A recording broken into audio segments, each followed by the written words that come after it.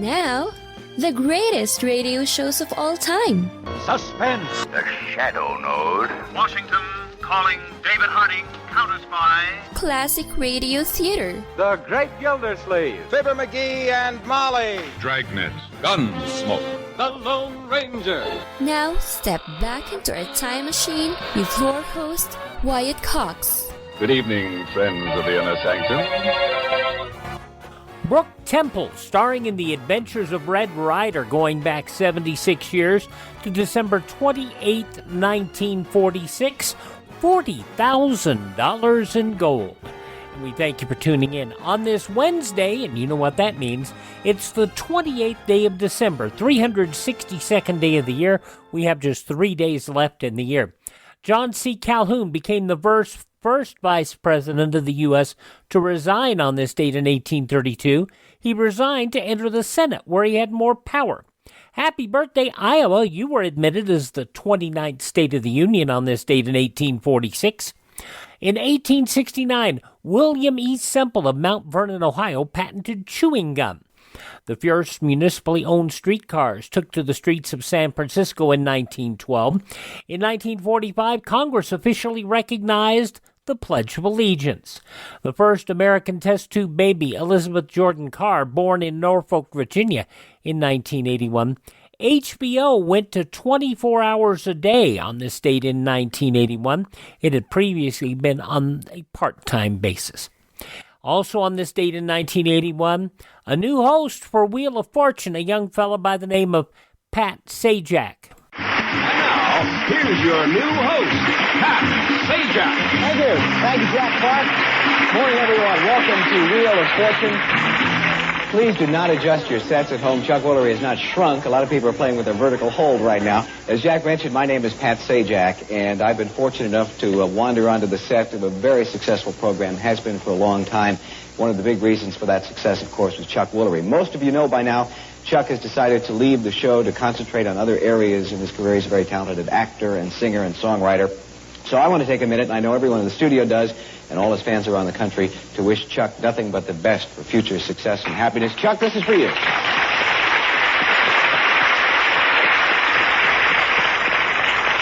And now, I'd like to announce that I'm leaving the show. No, just... Woolery continues on this day in the podcast realm, doing a podcast, a conservative podcast called Blunt Force Truth, and it's still out there to this day. Sajak replacing Chuck Woolery. Woolery had hosted the show for the first 6 years, and now Pat Sajak continues to host the show today. Amazing. The Edge of Night, a long-running daytime American soap opera, ended on this date in 1984 after a 28-year run and 7,420 episodes. CompuServe set a precedent by blocking access to sex-oriented news groups after being pressured by German prosecutors back in 1995.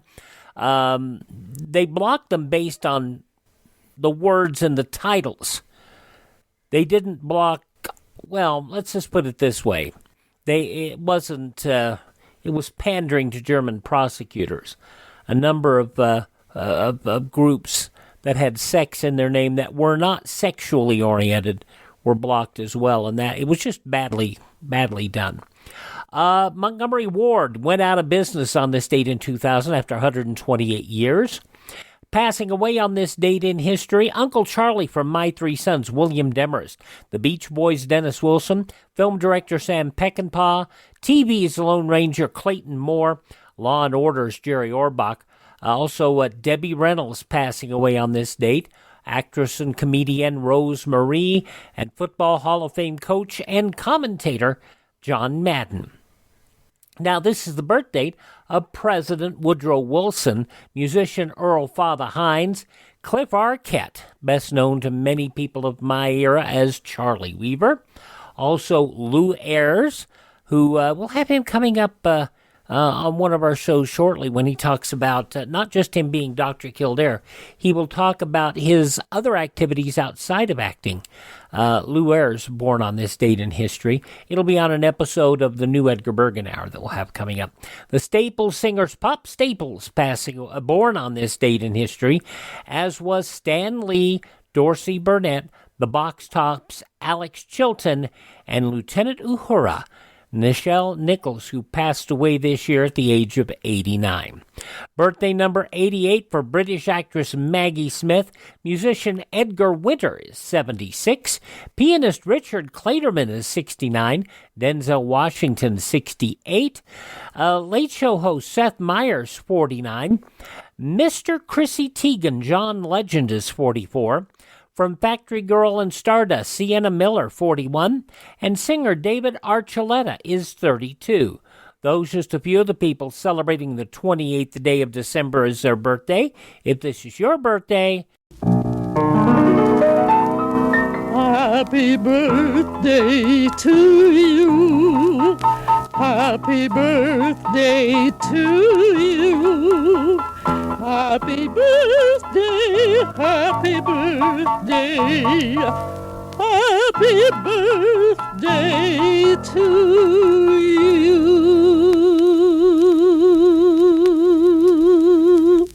From 76 years ago, December 28, 1946, The Adventures of Red Ryder on this Wednesday, Classic Radio Theater with Wyatt Cox on your favorite radio station.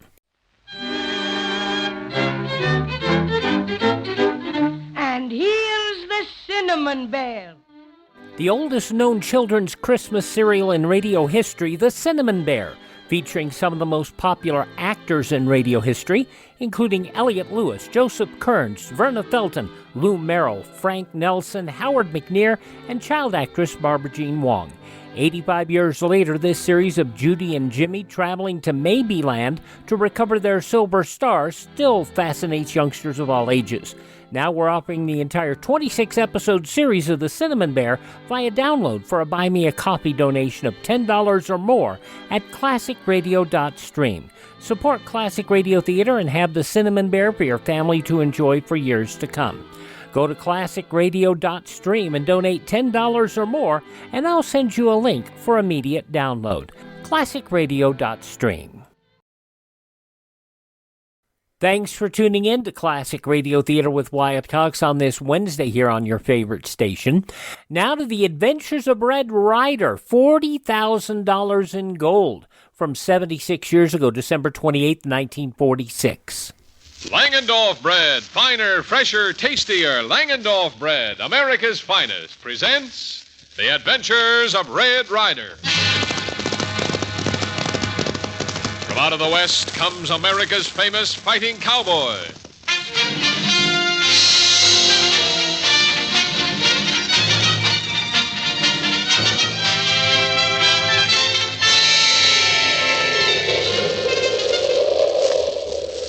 Rowdy, Dunham, this storm.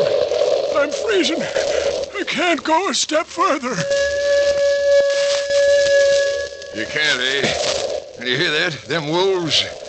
Stop here and they'll get you sure as you're still breathing. Come on, Dunham, leave the fool alone. Maybe the wolves are gonna get him, but that ain't no reason for us to freeze to death.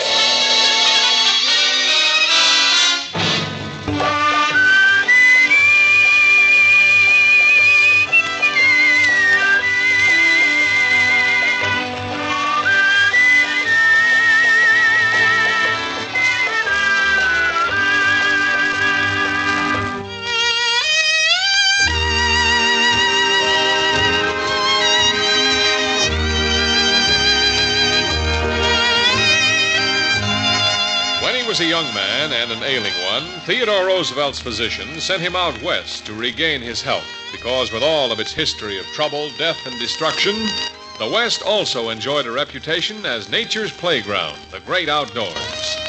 But from the fiery wastes of Death Valley to the freezing crags of the Grizzly Rockies, there was a wide variety in the climate. And as tonight's story of the West that lives forever commences, we find Red Ryder, Buckskin, and Little Beaver discussing just this subject.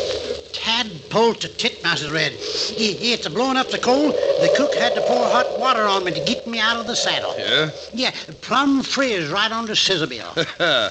You know the old saying, you can't fool a horsefly. Huh? But you don't think it's really cold, do you?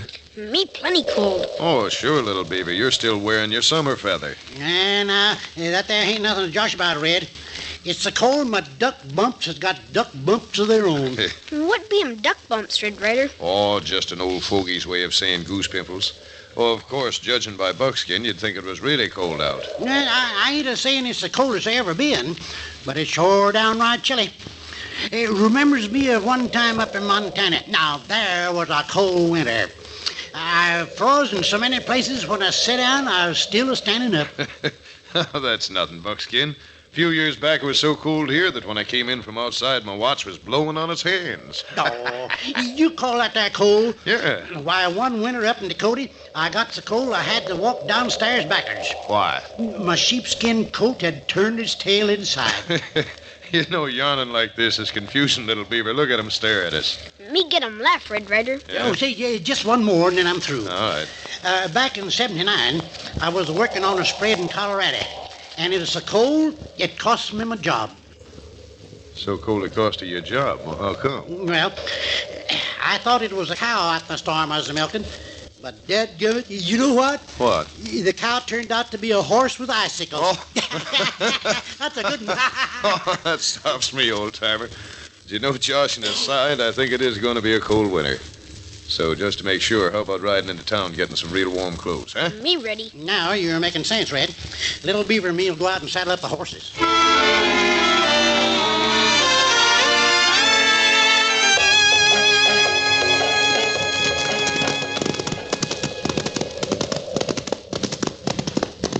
Blizzards and blue bumps. It sure is cold.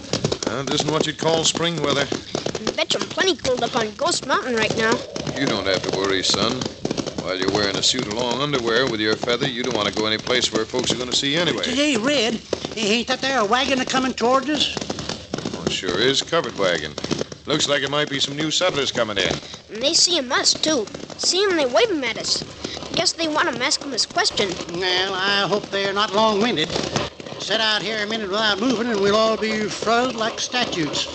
Whoa, Sizzlebill, now slow down now. Oh, thunder. Oh, boy. Howdy, folks. Pardon us, folks, but could you tell us if we're going in the right direction to get to Ghost Mountain? Yes, you are, but if you want a little free advice, I'd advise you staying off that mountain till this blizzard's over. Blizzard? What blizzard? The one that's blowing up right now. Feels like it's going to be worse than the one we had 3 years ago. And that snowed in Ghost Mountain for almost 6 weeks. You see, what did I tell you? We better go back to Devil's Hole and wait until the weather's more favorable. Go back to Devil's Hole? You loco. We ain't come this far to turn back now. I don't know what your business is up on Ghost Mountain, but it can't be important enough to risk being frozen to death. Maybe we better listen to the redhead, Prouty. This is his home country. He ought to know what he's talking about. Yeah? You don't sound as if you know what you're talking about if you think I'm going to turn back. Thanks, mister, and thanks for your advice. Get up there. Get along. Well, what in the world do you think is so important up on Ghost Mountain that them there three jaspers are willing to risk being frozen to a snowman? I don't know, Buckskin, but I don't like the way that one talked, the one that was driving the team. Him had 'em eyes like weasel. Hell, son, it's a cinch that if we stand here flapping our jaws about 3 complete strangers, we're going to end up just as frozen as we said they'd be. So let's get the warm clothes we're after and worry about them later, huh? You said it, Red. Come on, Sizzlebill, let's get a moving.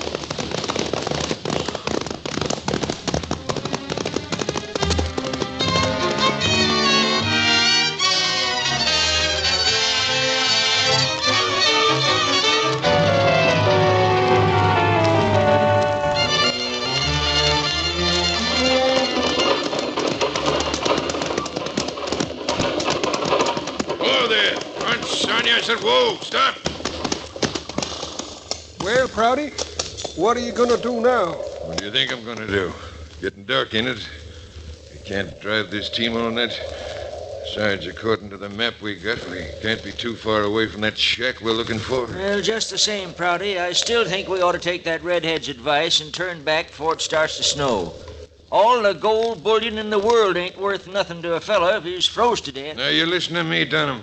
You too big here.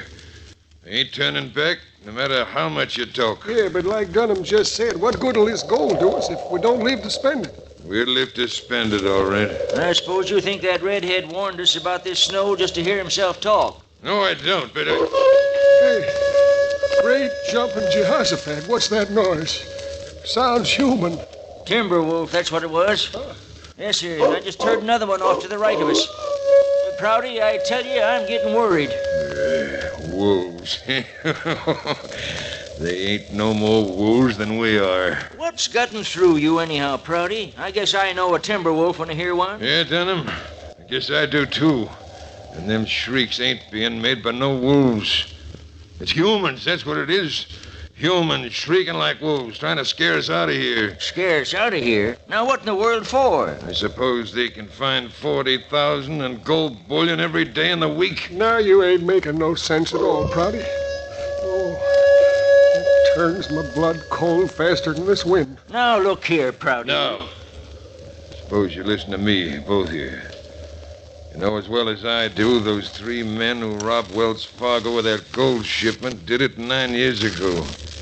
You don't suppose it's going to lie around forever, do you? Well, that's right. But we got the map from the one who died, showing where they hid the bullion up there in the shack on Ghost Mountain. And that still don't mean we ain't surrounded by a lot of timber wolves. Hey, you jugheads. The other 2 told someone else where the gold was hidden before they were killed. Suppose someone wandering around this mountain found the shack yourself. You still think they'd want us up here? No, sir. I'm getting out my rifle and shooting the head off the first Jasper who crosses my sights.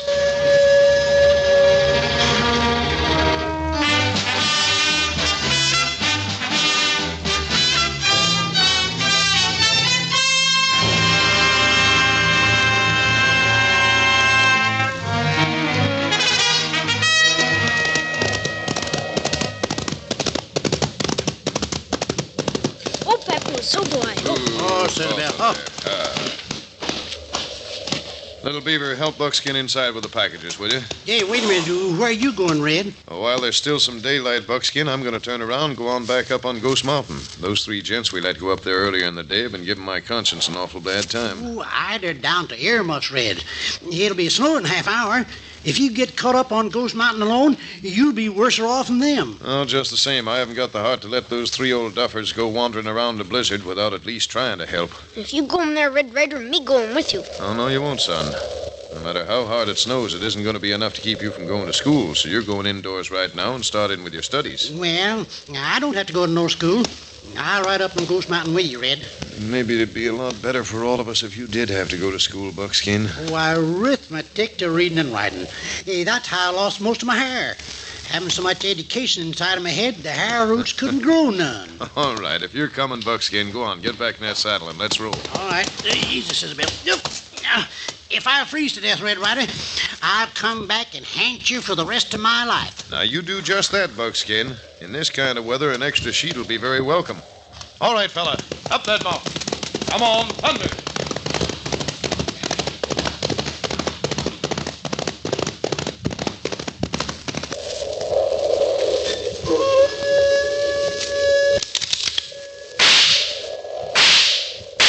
Prouty, what in the name of all get-out are you doing? Here, give me that rifle. Shut up, you fool. Almost had one of them. Between them wolves and this cold, I'd just as soon be dead. Well, you will be if one of them buzzards who are trying to drive us off the mountain gets close enough to throw some lead. You mean to say you still believe that them ain't timber wolves? You're doggone right. When it's all over, we're going to end up getting that bullion. Look. Where? Well, what do you see, Prouty?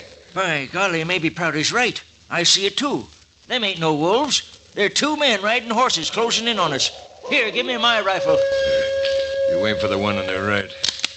I'm taking a bead on the other polecat. Oh, for the love of Pete. That shot smashed my rifle to bits. Baker, get that 6-gun out of your holster. Hold on there.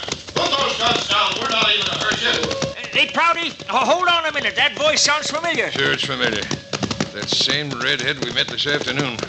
I'll take good care of him this time. You junk-headed idiot. Put down that there rifle. Oh, thunder. Oh, Cinderella. Oh.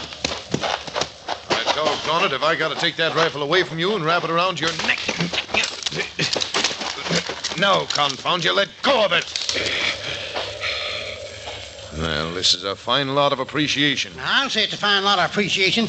Come up here to see if they ain't throw us to death, and they practically burn us down with lead. Well, you see, friend, them timber wolves have got us pretty much on edge. Timber wolves, my eye. Told you before, them's two-legged wolves. Are you loco? Those certainly are timber wolves. They've been driven down from the top of the mountain by the storm. They know there won't be anything to eat up there for weeks to come. Yes, sirree. And if you keep on hanging around here, them there wolves will end up by eating you. Well, if you're all through, we'll appreciate you going back the way you come from and trying to scare each other. Why we're up here and why we're staying is our business. And we're making mighty sure you don't stick your noses into it. Is that clear? Come on, Buckskin. From the way he talks, it's hard to tell just who the wolves really are prowling Ghost Mountain.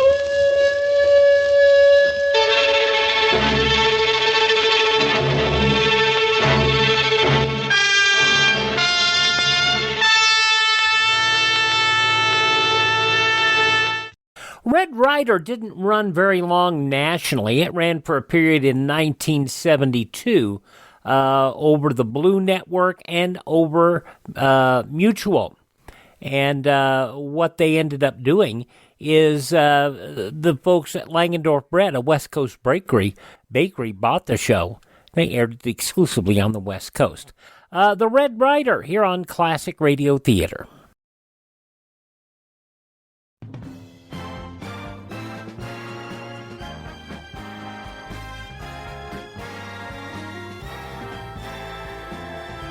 I say it a lot, but I really do mean it. Thank you very much for joining us at this start of our 8th year of Classic Radio Theater with Wyatt Cox. This Wednesday, we're listening to an episode of The Adventures of Red Ryder, going back to Saturday, December 28th, 1946.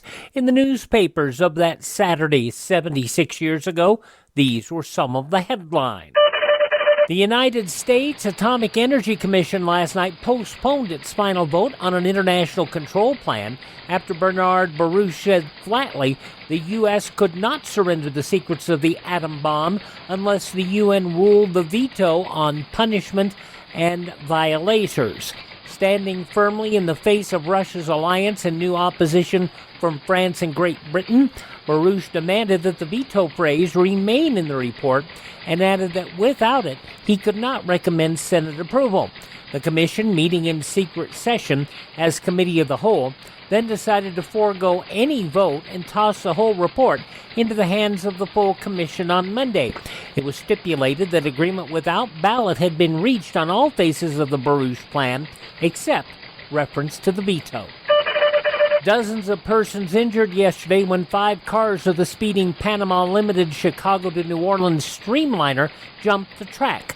No one critically hurt, but a list of them compiled by the railroad, hospitals, and New Orleans newspapers showed 76 persons were at least bruised or shaken up, 32 passengers and trainmen treated at hospitals.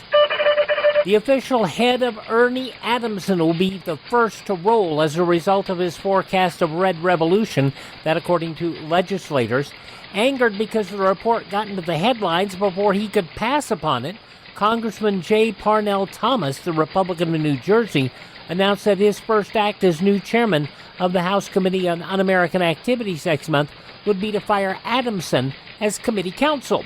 Other members of the committee were also worked, the ire of some of them at least, directed not so much at the contents of the Adamson report as the fact that it got out prematurely. Secretary of Agriculture Clinton P. Anderson yesterday accused a group of New York brokers of trying to kill all federal controls on sugar so they can corner the world's supply and drive prices up to 20 cents a pound or more. At the same time, Anderson ordered an investigation into charges that another vital commodity, butter, was being manipulated by other New York market operators to the detriment of the consuming public. Telegraph message rates soon will go up about 10%. The increase for the Western Union Telegraph Company, authorized yesterday by the Federal Communications Commission, a 5-1 vote. Western Union, the commission said, faces a real emergency and its need for additional revenues is urgent.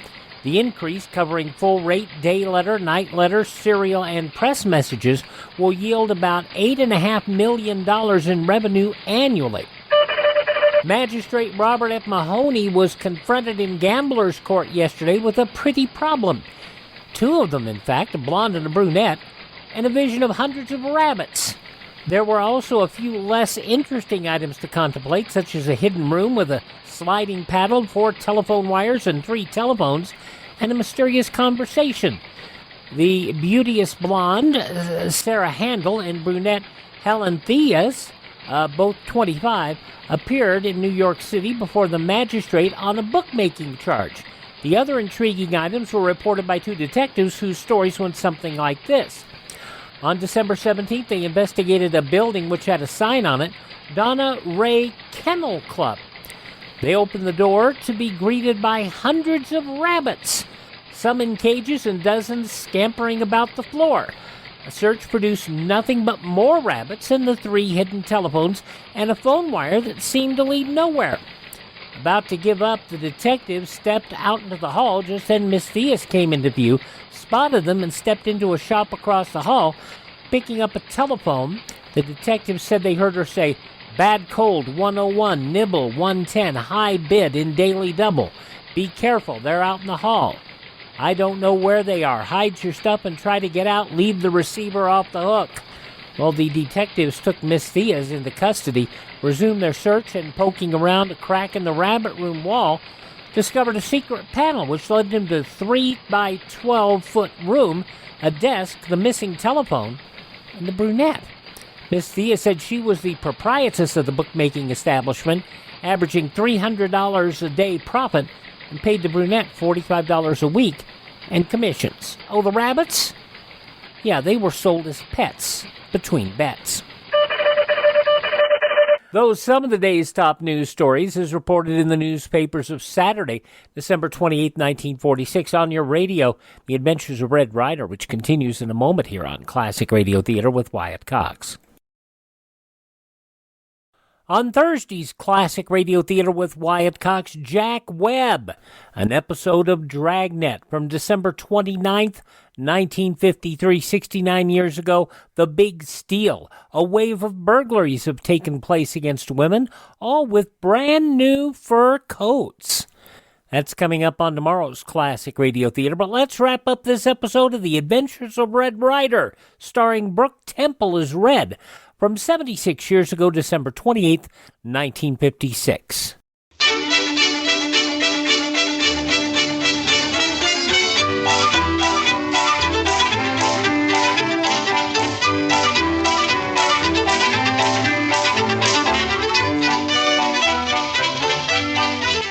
It's back to tonight's story and back to Ghost Mountain. It's late the following day, and Prouty, Dunham, and Baker have been wandering around through a blinding blizzard, desperately trying to find the shack where they believe the $40,000 in gold bullion is hidden. As we join them now, they are barely able to move. Prouty, I don't believe I can go any further. Me too. Maybe I was wrong. But we're trapped in this snow now, and... Wait a minute. Do I see something, or am I going snowblind? No, Prouty. I see it, too. It's the shack. It's the cabin we've been looking for. Oh, brother. Another 5 minutes, and I wouldn't have cared if we'd found it or not. Come on. Come on, Baker. I'm a-coming. I'm a-coming. Come on in, Prouty. Well, it's nothing but Providence. That's what it is. Providence. Now, if I can just find a match. I got one someplace. Here, wait a minute. There now. Say, this ain't bad. Ain't bad at all. We can bust up that broken-down table and chair and get a fire started. Here, give me another match. Yeah, all right. Yeah. I'll light this lamp.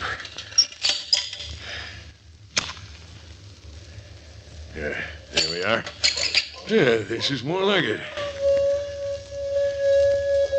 Lordy, when you hear them timber wolves, you can get down on your knees and give thanks that you're inside, eh, Baker? I says, hey, Baker. Hey, Prouty, Baker's not here. Well, he must be. He was with us when we saw the cabin? He was right behind me. Oh, maybe he slipped on the trail. Well, I'd better go see.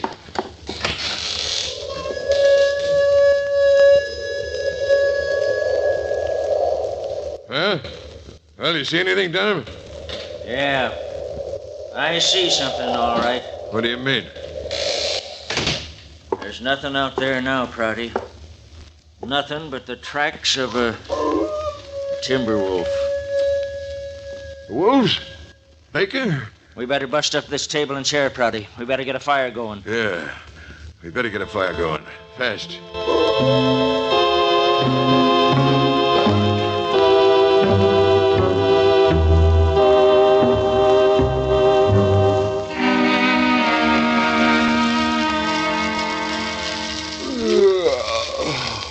Oh, well, it's nice around this fireplace, but we should turn in. Oh, shuckings, Red. Even with 4 blankets and 2 of them there Southern comforts on my bed, won't be half as warm as round by the fire here. We should complain. Think of those 3 men up on that mountain. Oh, goose pimples to gorgeous growing watches, Red. You worry too much. Well, can't help it. I've got a little conscience left, and the first thing in the morning, I'm saddling up and riding back up there. But dagnab your ding-dong stubbornness, you pink-haired varmint, you already tried to help 'em. And like they got perforated for all your trouble. I may even get perforated proper this time, Buckskin. But when the sun comes up tomorrow morning, I'm going to be aboard Thunder and riding.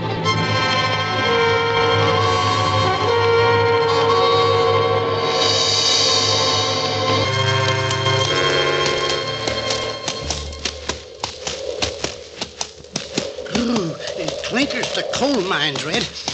We can't be more than a half a mile away from the North Pole. Maybe you're right, Buckskin. The way you're bundled up, you look like a great big piece of whale blubber anyhow. Look who's a-laughing, will you? If little Beaver don't look like an Eskimo, I'll eat a ton of cattle towler and... Hold it. Whoa, Sister. So, what's the matter, Red Ryder? Why you stop him? Well, can't you see? There's a wagon those 3 came up to Ghost Mountain in 2 days ago. Steady, Thunder. Steady, boy. Anybody in that there wagon, Red? Not a soul. And the worst thing is their supplies are in that wagon. If they've wandered off any place, and I'm afraid they have, they'll either freeze or starve to death. Yeah, if them there wolf critters don't get 'em first.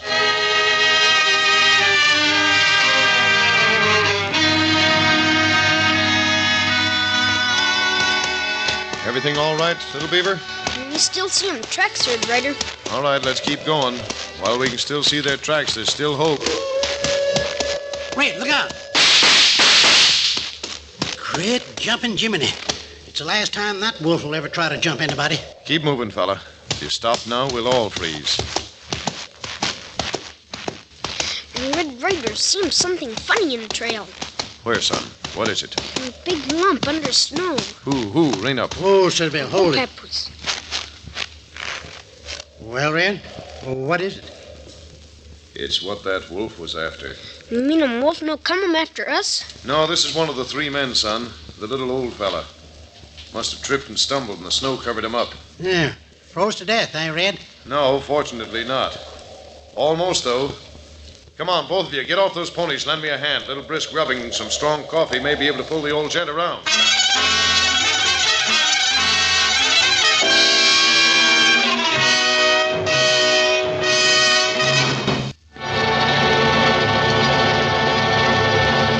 Now it's back to the tingling climax of tonight's Red Ryder adventure. As we return to the story, we find the wind and the wolves howling, and in the little shack where Prouty and Dunham have taken refuge, the 2 men are staring at each other through calculating eyes.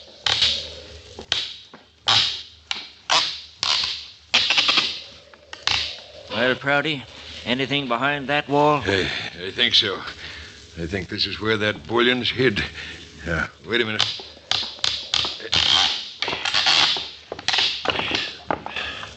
There we are. Dunham, it's here. Here's the gold. It's too bad that Baker couldn't have lived to get his share of it. After all, it was him who took that crook in when he was dying and got the map and the story. Yeah. Well, it was you and me who put up the money to buy the wagon. Well, just the same, it's a shame that Baker couldn't have lived. Well, keeping on talking about it ain't gonna bring him back.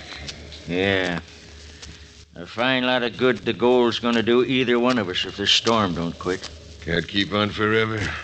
Neither can we, without food. A couple of more days and we'll be starving.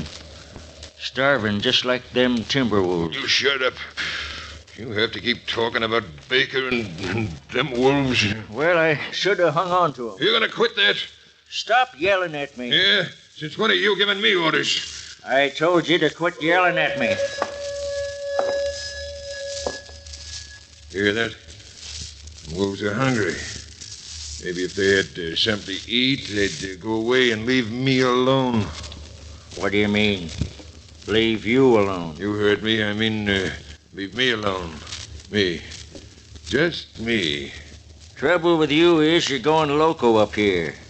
You're worried from not eating. Now sit down. No. Being hungry has just made me think a little clearer. Quit staring at me like that, Prouty. I was just thinking. Yeah? Yeah, just thinking. Thinking about you. I know what you're thinking about. You're thinking you'd like that 40,000 alone. It ain't gonna do Baker no good. Who's talking about Baker now? I am. 'Cause Baker's dead. And I got a feeling you're soon gonna be. Yeah. Soon. Prouty, you're no better than them wolves out there. Yeah, maybe you're a little worse. Maybe. But I'm smart. A lot smarter, Dunham. Well, you're going to have to torture me along with it. Squeeze the trigger. I'm going to, Dunham. I'm going to squeeze the trigger. Then you know what? Then I'm going to pick you up and then I'm going to... Buckskin, haul the old gentleman in here. Hey, Redhead, look out. He's got a gun.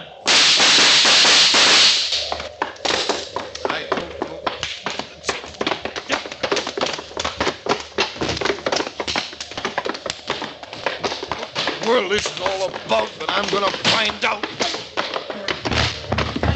I don't know how you got here, fella, but you sure saved my life. And he saved mine, too, Dunham. Baker! Oh, we thought that you were... Well, that something had happened to you. And something's going to happen to all of us if somebody don't shut that there door. We're all going to be found up here froze to death.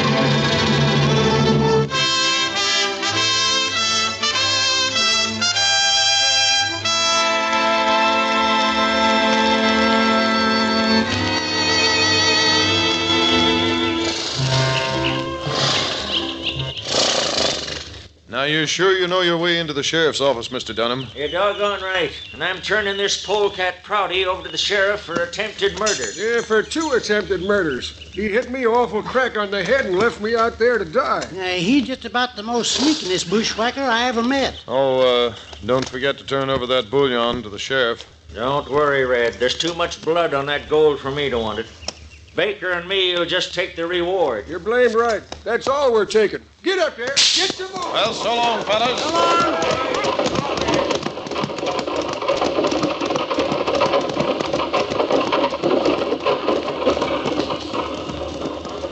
All right, boys. Let's us be getting on home, huh? You betcha. Get him up, Papoose. Get along. Get. Come on, Scissor Bill. All right, get started, boy. Let's get on home. Come on, thunder.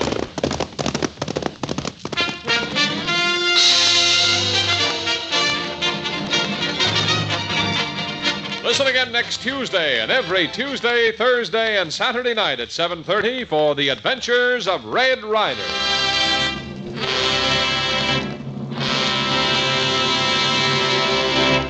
Red Ryder started out in the comic strips in 1938, ended in September of 1965, and that's what generated everything. Of course, the went into comic books, and it was also here on radio, as we said. It began in 1942 on the Blue Network, ran 3 times a week nationally. The Blue Network acquired the Lone Ranger from Mutual, and then Mutual put the Red Ryder on, directly opposite the Lone Ranger. It aired on the East Coast from May 20th to September 9th in 1942, and was beating the Lone Ranger in ratings. The only problem was sales are what's important. They sold Red Ryder to Langendorf Bread, a West Coast bakery. As such, the Red Ryder disappeared from East Coast Airways. Let's see. The people that portrayed Red Ryder were Reed Hadley from 1942 to 1944, then Carlton Cadell in 1945, and as you heard today, Brooke Temple from 1946 to 1951. The Red Ryder, here from December 28, 1946 on Classic Radio Theater with Wyatt Cox. Thank you so much for making us a part of your day. Please thank this. Oh, and I guess we can't not mention the Red Ryder BB gun that it plays so much into the Christmas time of year in A Christmas Story. The Red Ryder BB gun. You shoot your eye out. Thank you so much for joining us. Visit our webpage, classicradio.stream. That's classicradio.stream. Stream our shows on demand. Learn about classic radio collecting. You can also find our social media links. You can contact me there, and you can also buy me a coffee. The buy me a coffee is not buying me coffee by any stretch of the imagination. That's a little bit just so you can say thank you and that you'd like us to find additional great classic radio theater collections, like we've just acquired some more Little Orphan Annie and some the Magic Island, which we will try to get that on when we can. I've got to find a spot for it. But the Magic Island serial. All righty, and that's going to be coming up. And you can help us acquire additional shows. Buy me a coffee at classicradio.stream. Thank this station, support their advertisers, won't you please, and tell all your friends the great radio shows are right here at this spot on the dial. Classic Radio Theater with Wyatt Cox on your favorite radio station. Have a great Wednesday.